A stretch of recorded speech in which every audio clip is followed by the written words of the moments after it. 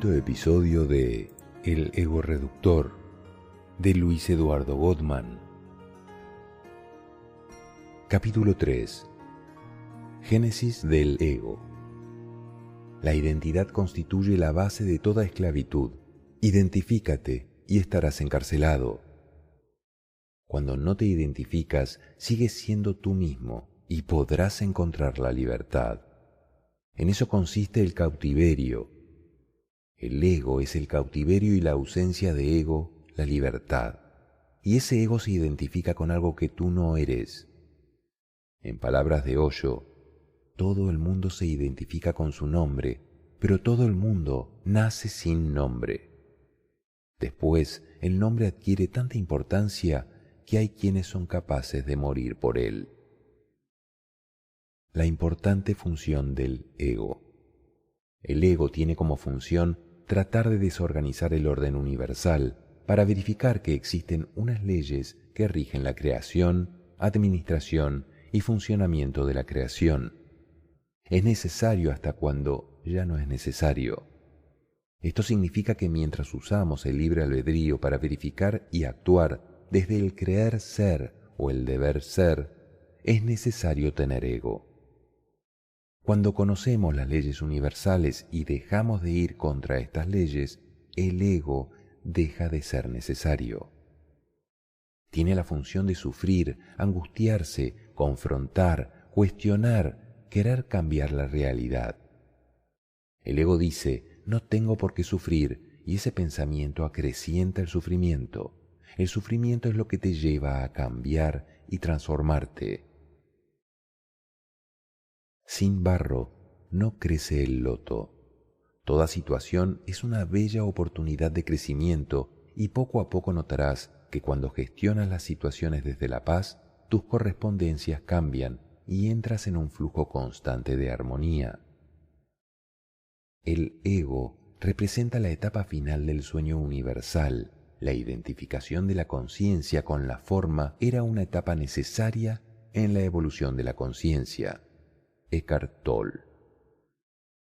No hablemos mal del ego, solo le haremos un escáner para desnudarlo y observarlo en profundidad, con el propósito de que puedas tener una visión más objetiva, menos pasional y limitada de la razón por la cual existe el ego, comprendiendo la experiencia y la necesidad de su existencia. Se hace necesario conocer un poco más esta estructura para poder hacer el ejercicio de la trascendencia. No puedes gestionar algo que no conoces. Así que te invito a hacer una radiografía del ego y sus sutiles caras y aristas. Desnudemos el ego. No es casual que tengas este libro en tus manos y leas estas líneas. Estoy más que seguro que va más allá de una mera curiosidad. La vida te muestra esta ventana para que metas tu cabeza y comiences a percibir un mundo tal vez desconocido, un mundo libre de ego. Desde el inicio de tu viaje has estado a merced de una programación que ha usurpado el escenario de tu identidad real. Incluso antes de que nacieras ya tenías un nombre, una religión y hasta un color que determinaba tu sexo y condición. Aspectos que se juntaron y le dieron vida a las tres letras, E-G-O. Son estas pequeñas pero poderosas letras las que te han impedido conocer la esencia de quién eres realmente. Desde temprana edad, el ego se va construyendo a través de una amalgama de preceptos, pautas y mandatos que absorbes del entorno. Elementos que no cuestionaste y una vez te entrenaron para obedecer y hacer caso, se convierten en una cárcel que mantiene limitado y retraído tu potencial. Después de un tiempo, te convertiste en tu propio verdugo a través de limitaciones autoimpuestas que te han llevado a identificarte con roles, máscaras y etiquetas que no reflejan tu verdadero ser. Las tres letras que limitan. Estas tres letras han llegado a ser más que simples caracteres. Han sido las arquitectas de una versión de ti mismo que no es real y ha terminado por sumergirte en un proceso que se ha apoderado de tu narrativa personal, convirtiéndose en una coraza que, aunque aparentemente protectora, te ha impedido florecer plenamente. Conocer estas 3 letras es un salto cuántico en nuestra experiencia. Entender su funcionamiento es un gran descubrimiento. Lo veremos a la luz de la sabiduría universal, más allá de la lupa freudiana, para tener argumentos prácticos y funcionales para su trascendencia. Estas 3 letras se convierten en algo más que simples grafías, transformándose en la esencia misma de las limitaciones que enfrentas diariamente. Has absorbido consejos, expectativas y percepciones externas que dan forma a la versión de ti mismo que presentas al mundo. ¿Qué es el ego? Es una versión distorsionada que se ha creado a través del tiempo y te ha hecho creer que eres algo que no eres. Lo que se manifiesta en tu vida y las experiencias que vives son el mejor indicador de ego. Tus resultados externos son el resultado de tu estado interno. Tu sufrimiento, angustia, inquietud son el resultado de un esquema egoico, porque son un indicador inequívoco que tienes información desorganizada y densa en tu sistema. Aunque parezca que estoy criticando y reprochando el ego, lo que estoy tratando de hacer es encuadrarte para lograr una mirada más allá de los muros y a que reconozcas que, cuando íbamos al colegio, nos sentábamos y prestábamos atención a lo que el maestro nos enseñaba. Cuando íbamos a la iglesia, prestábamos atención a lo que el sacerdote o el pastor nos decía. La misma dinámica funcionaba con mamá y papá y con nuestros hermanos y hermanas. Todos intentaban captar nuestra atención. También aprendimos a captar la atención de otros seres humanos y desarrollamos una necesidad de atención que siempre acaba siendo muy competitiva. Según don Miguel Ruiz, en su libro Los 4 Acuerdos, los niños compiten por la atención de sus padres, sus profesores, sus amigos. Mírame, mira lo que hago, aquí estoy. La necesidad de atención se vuelve muy fuerte y continúa en la edad adulta. Ego es igual a 1 dividido por conocimiento. Cuanto mayor conocimiento, menos ego. Cuanto menor conocimiento, mayor es el ego. ¿Qué es el ego? El ego es lo contrario de tu verdadero ser. El ego no eres tú. Puede ser considerado un engaño creado por la sociedad para que te entretengas y no te plantees preguntas sobre lo verdadero. Y a menos que te liberes del ego, jamás llegarás a conocerte. El ego, también conocido en la Cábala como el gran opositor, es un sistema de información falsa que no permite el reconocimiento de nuestra verdadera naturaleza y nos mantiene atorados en las percepciones limitadas, interponiéndose como una nube gris. Desde la psicología, el ego resulta ser una parte de nuestra psique que nos ayuda a comprendernos, nos proporciona un sentido de identidad, propósito y autoestima. Se desarrolla a partir de nuestra interacción con el mundo. A medida que vamos creciendo y aprendiendo, el ego comienza a definirnos en términos de nuestros logros, relaciones y creencias. El ego es toda una construcción de creencias y limitaciones impuestas y autoimpuestas que se convierte en una capa densa que opaca la esencia de tu ser. Lo que se usa constantemente se entrena, se fortalece y se impone. El ego es un conglomerado de patrones mentales y emocionales condicionantes que dan una falsa identidad del ser, en el cual la conciencia se confunde con la forma. Es una versión distorsionada que se ha creado a través del tiempo y te ha hecho creer que eres algo que no eres. No eres el nombre, no eres la profesión, no eres la nacionalidad, no eres la religión que profesas, no eres la posición económica, ni tu condición, tampoco eres tu sexo. El ego mantiene un paquete de recuerdos con los cuales te identificas. Además, representa y protagoniza un sinnúmero de papeles. lo hace hasta el cansancio. Es un actuar en piloto automático buscando encajar su desorden mental en el orden universal, lo cual indiscutiblemente genera sufrimiento. Una lucha incesante y desgastante que solo lleva a un estado de frustración e insatisfacción. ¿Qué afecta el ego? El ego te impide desarrollar talentos, expresar tu potencial, tener relaciones de amor, tener mayor satisfacción y felicidad. Ego igual a sufrimiento. El ego significa identificarse con algo que tú no eres. Uno de los fundadores de Alcohólicos Anónimos, en una de sus reflexiones, se refirió al ego diciendo: el ego es una separación consciente, una separación de todo. Por eso, no es raro ver cómo hay personas con altas medidas egoicas que terminan solas, aisladas, lidiando con su propio carácter y con el dolor. De modo que, cuando se da una identificación, es con algo que tú no eres. Te puedes identificar con el cuerpo, con la mente, pero desde el mismo momento en que te identificas, te pierdes. En eso consiste el ego. Y así es como se forma, y así es como se forma y se cristaliza. ¿Cómo se formó el ego? Quizás no te lo preguntaste antes, pero saberlo facilitará la comprensión y la trascendencia. Recuerda que no se puede cambiar nada que no comprendes. El ego tiene un origen muy puntual. Preceptos suelen ser principios que guían el comportamiento dentro de una práctica ética o religiosa. Son consejos e instrucciones recibidas de figuras de autoridad y asumidas como remedios universales.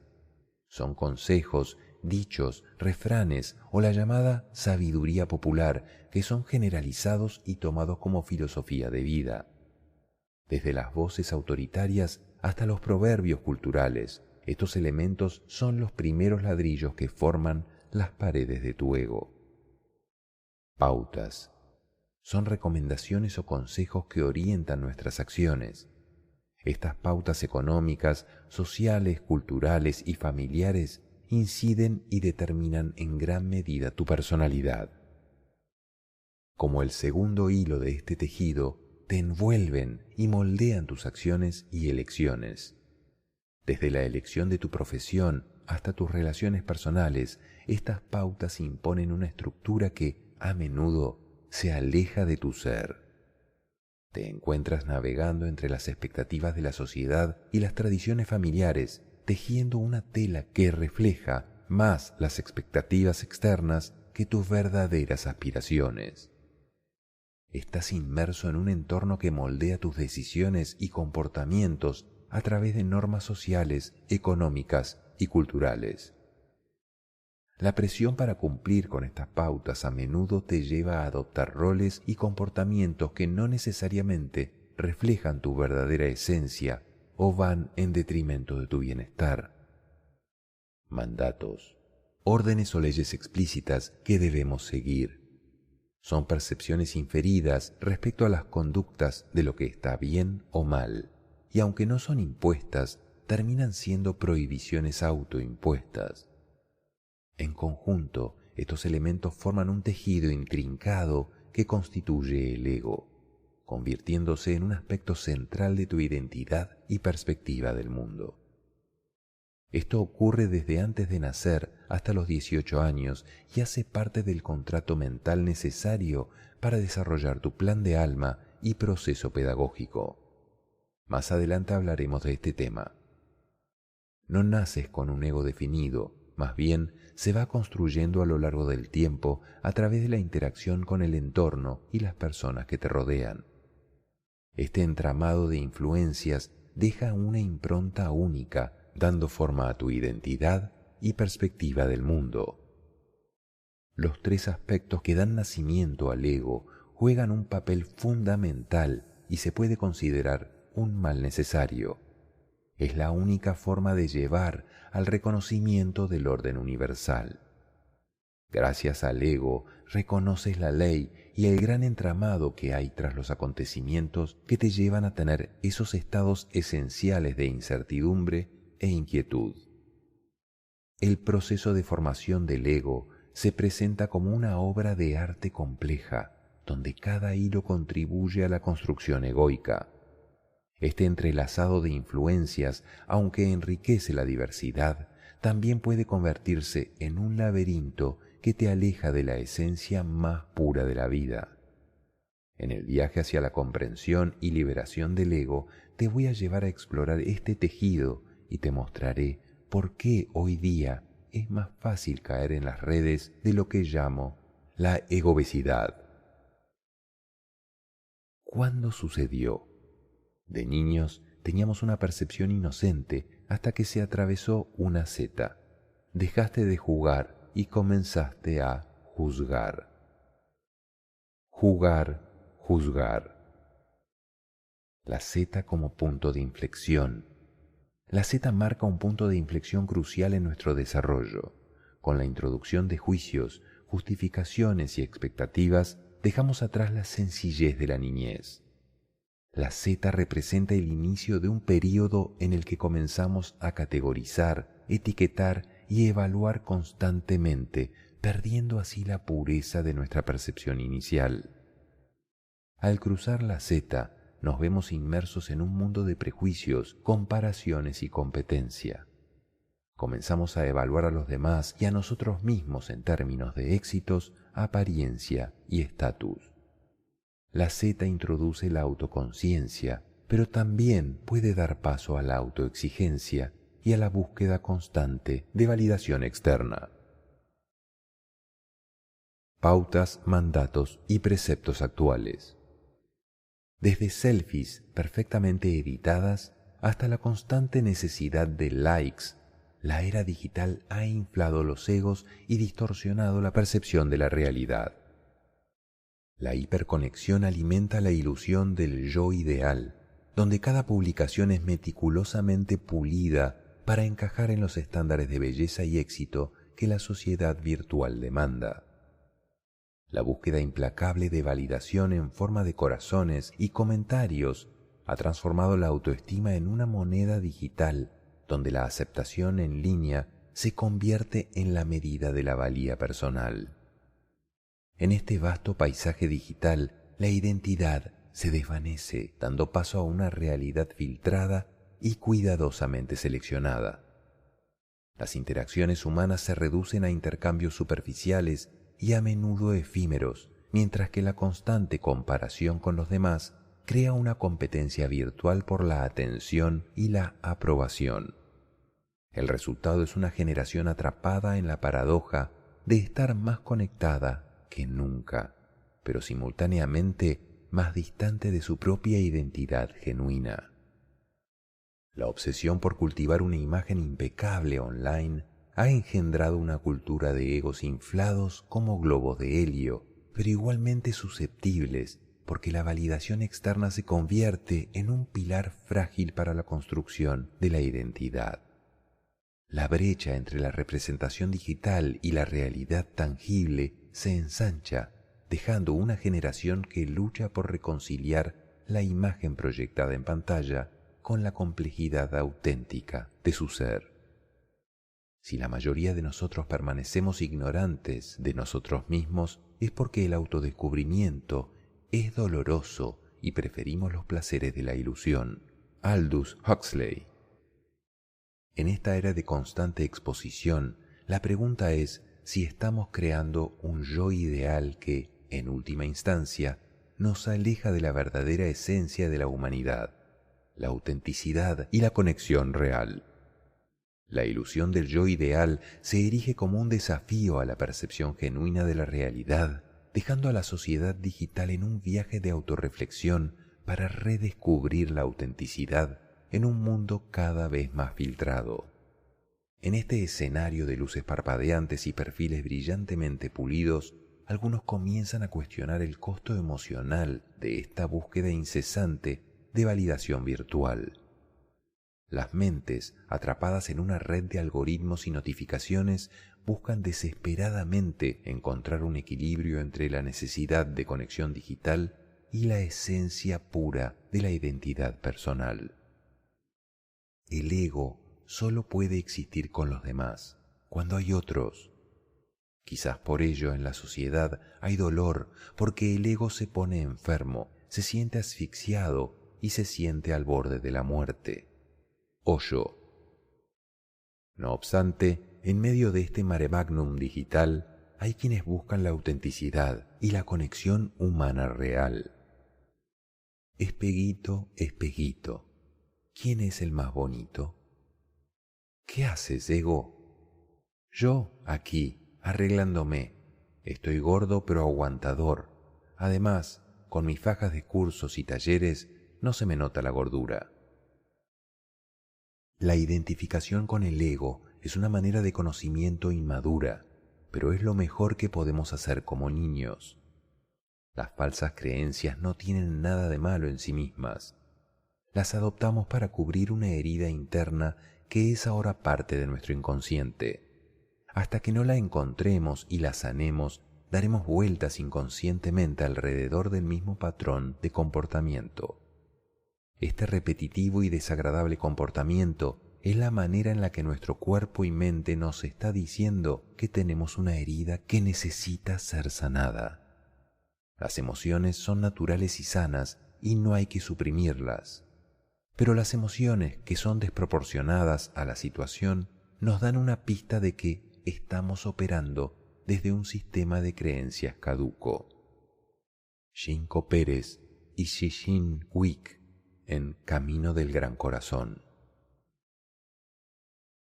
La cultura de la comparación. La cultura de la comparación ha dejado una red sutil pero poderosa en la psique moderna. El sentido de valía personal en gran medida se encuentra entrelazado con la percepción externa. El ego, en su hambre insaciable, se nutre de las miradas y opiniones ajenas, convirtiendo la atención de los demás en una especie de caloría vacía, llena momentáneamente, pero carente de nutrientes esenciales para el bienestar emocional. En este constante afán de búsqueda de atención, reconocimiento, alabanza y admiración, el individuo se ve arrastrado en una vorágine de comparaciones. Cada logro, cada aspecto de la vida no se mide en términos personales, sino en la percepción que otros tienen de ello. Este ciclo perpetuo de validación externa se asemeja a un festín aparentemente saciante, pero que en realidad deja un vacío interior cada vez más grande. Como las calorías vacías que alimentan el cuerpo, pero no lo nutren, la atención externa puede proporcionar una sensación momentánea de plenitud, pero no contribuye al crecimiento y desarrollo emocional sostenible. La paradoja se manifiesta cuando, a pesar de acumular reconocimientos y elogios, la sensación de vacío persiste y el ego, en su afán insaciable, sigue clamando por más. En este escenario, la necesidad constante de compararse con los demás se convierte en un camino hacia la insatisfacción crónica. Cada logro ajeno se percibe como un recordatorio de las propias carencias, y la esencia personal se diluye en la búsqueda desesperada de destacar en el escenario de la aprobación externa. Según François Garagneux, un ser inspira 3 tipos de estima: por lo que es, por lo que tiene, por lo que hace. Por lo que se tiene. Si tu estima está basada en las adquisiciones o bienes materiales, es una estima muy efímera e inestable. El tener ciertas seguridades y comodidades da una sensación de suficiencia y productividad. Si basas tu valía personal en lo que tienes, sufrirás una vez desaparezcan los objetos de tu satisfacción interior. Será muy fácil caer en los apegos a lo material, que te puede llevar a una sensación de vacío y un constante miedo a perder. ¿Cuántos han acabado con su vida al perderlo todo? Por lo que se hace. Esta estima se reconoce fácilmente porque propicia una correspondencia a ser estimado por lo que haces. También puedes sentirte satisfecho por tus propias habilidades. Sin embargo, esto no garantiza que sea una estima sana, pues generalmente esta estima sucumbe a los estados emocionales de los otros, tanto si las personas te agradecen o no te agradecen los esfuerzos que haces por ellos. De aquí surge el egocentrismo y el egoísmo que hacen mucho daño en las relaciones interpersonales. Tu quehacer está destinado a obtener ese tipo de beneficio que te haga indispensable para los demás o que promueva la dependencia. Por lo que eres. Este es el punto donde intenciono llegar contigo, a esa autoestima por lo que eres. Primero, como creación perfecta de Dios. Segundo, como seres dotados con talentos, capacidades diversas y valores, reconociendo lo importante que eres por ser un diseño único y especial de Dios. La verdadera paradoja radica en que, mientras más te esfuerzas por agradar, demostrar lo que tienes y haces, más te alejas de satisfacerte a ti mismo. La liberación de esta paradoja implica un acto consciente de reconexión contigo mismo. La verdadera validación proviene del reconocimiento de qué eres y quién eres, y la coherencia con tus propios valores más allá de los aplausos digitales. Siembra y cultivo del ego. No basta con recibir información, es crucial interiorizarla, ponerla en práctica y observar sus resultados. El ego, esa estructura intrincada y necesaria en la pedagogía del universo, se siembra en nosotros a medida que enfrentamos los desafíos de la vida. El cultivo del ego comienza con la exploración de comportamientos, actitudes y máscaras. Esta entidad, casi como un aprendizaje impulsado por la obstinación, se entrelaza con nuestra identidad. En su afán de protegernos y de navegar por la complejidad del mundo, el ego adopta distintas formas, cada una diseñada para lidiar con las circunstancias que se presentan. Este proceso de ensayo y error, aunque a veces doloroso, es esencial. A través de cada experiencia, el ego busca entender y controlar su entorno. Se manifiesta en arquetipos que, si bien pueden ser fuente de sufrimiento, también son vitales para saturar el barómetro interno que indica ya es suficiente. Es como si el ego, con su terquedad inherente, necesitara explorar hasta los límites para finalmente reconocer sus propias limitaciones. A medida que nos sumergimos en estos ensayos del ego, llegamos a comprender su complejidad y sus alcances. Somos testigos de las máscaras que crea, las actitudes que adopta y los arquetipos que asume. Este proceso, aunque desafiante, nos ofrece la oportunidad de reconocer la ineficiencia del ego para afrontar la totalidad de la vida. Así, en este viaje introspectivo, comenzamos a despojarnos de capas superfluas y a reconocer que la verdadera plenitud yace más allá de las construcciones del ego. La configuración de la identidad.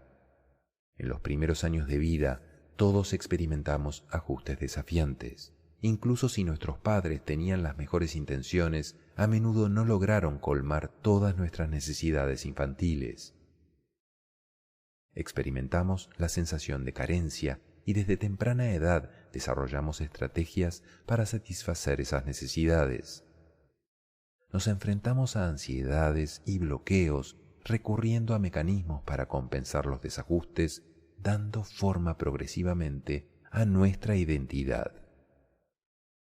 Cuanto más intensos sean estos desajustes, mayor rigidez adquiere nuestra personalidad, que se fortaleció para evitar heridas y se volvió resistente en áreas donde se percibía más vulnerable, todo en un esfuerzo por evitar el sufrimiento. ¿Cómo definir nuestra identidad? Nuestra identidad es un conjunto de respuestas condicionadas y aprendidas a través de nuestras interacciones con otros. Constituye una amalgama de miedos y creencias que no reflejan nuestro ser verdadero.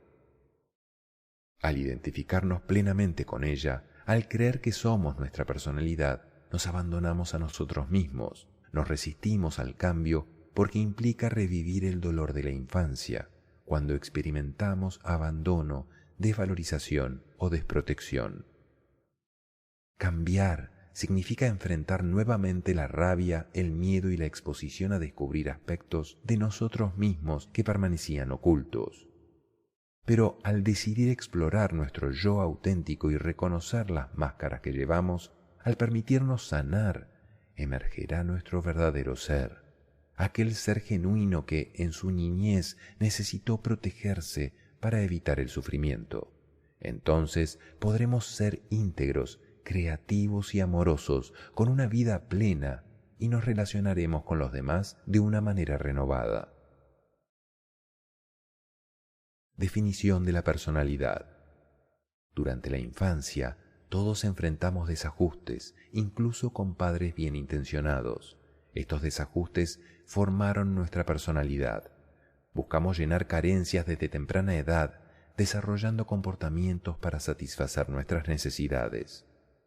Experimentamos ansiedades y bloqueos, adoptando mecanismos para compensar estos desajustes. Cuanto más extremos sean los desajustes, más rígida será la personalidad, fortaleciéndose para evitar heridas y sufrimiento. Tu personalidad es una colección de reacciones aprendidas en interacciones sociales, un conjunto de miedos y creencias que no representan tu verdadero yo. Identificarte con ella implica abandonarte a ti mismo y resistir el cambio por miedo a revivir dolor del pasado. Al reconocer tus máscaras y permitirte sanar, surgirá tu verdadero ser. Podrás ser íntegro, creativo y amoroso, vivir plenamente y relacionarte de manera diferente con los demás.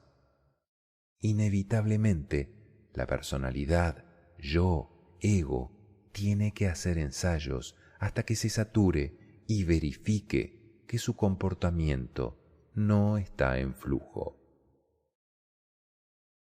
La danza de los ensayos del ego se desenvuelve en el teatro de nuestras relaciones más cercanas, donde las expectativas y las dinámicas complejas crean un escenario propicio para la representación de roles. Una de las preguntas más recurrentes que me hacen está relacionada con la tendencia a ser más duro con los seres queridos que con desconocidos. La respuesta surge de inmediato y está íntimamente ligada a las máscaras y los ensayos del ego. Una vez que recibes la información que conforma tu ego, es inevitable comenzar los ensayos que dan lugar a comportamientos que refuerzan ciertas conductas o promueven los juegos egoicos más conocidos, como el triángulo dramático. El triángulo dramático, con sus roles de salvador, víctima y opresor, se convierte en una coreografía a menudo inconsciente. El ego se sumerge en esta danza buscando su dosis de atención, reconocimiento y validación. La seguridad efímera que proporciona el desempeño de estos roles se convierte en una trampa que nos atrapa en ciclos repetitivos de interacciones dramáticas.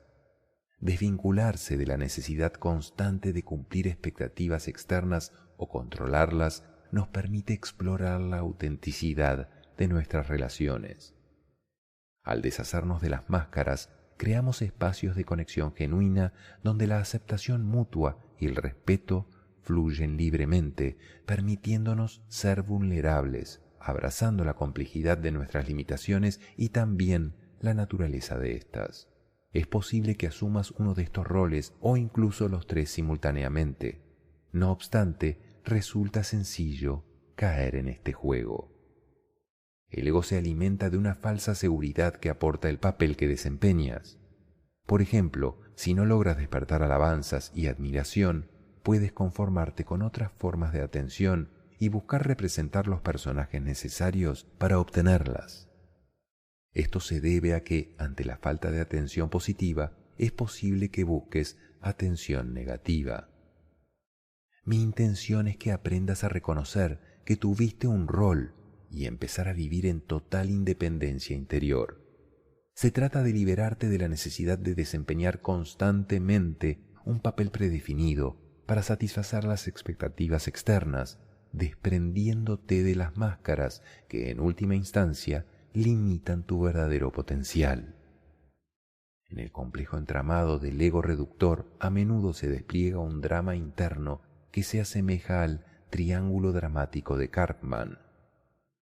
El ego, en su afán por mantener el control, puede adoptar roles característicos.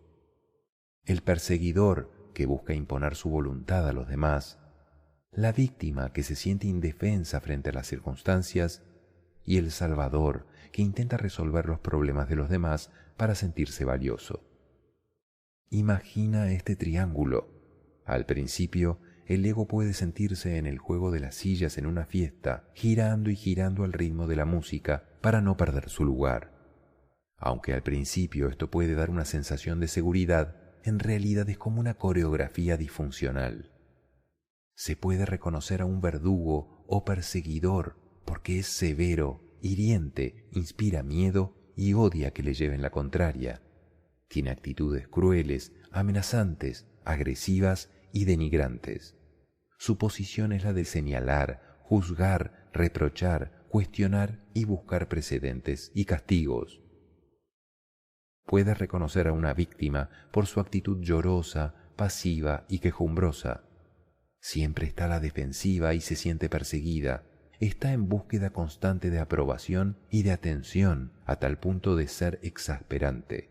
Es sumisa, tratando de agradar para obtener protección y beneficios. El Salvador se caracteriza por estar siempre dispuesto a salir en defensa de los menos favorecidos y los oprimidos. Su actitud protectora infantiliza a los que lo rodean, no permitiéndoles asumir sus experiencias de vida, y termina creando deudas morales para retener a sus salvados.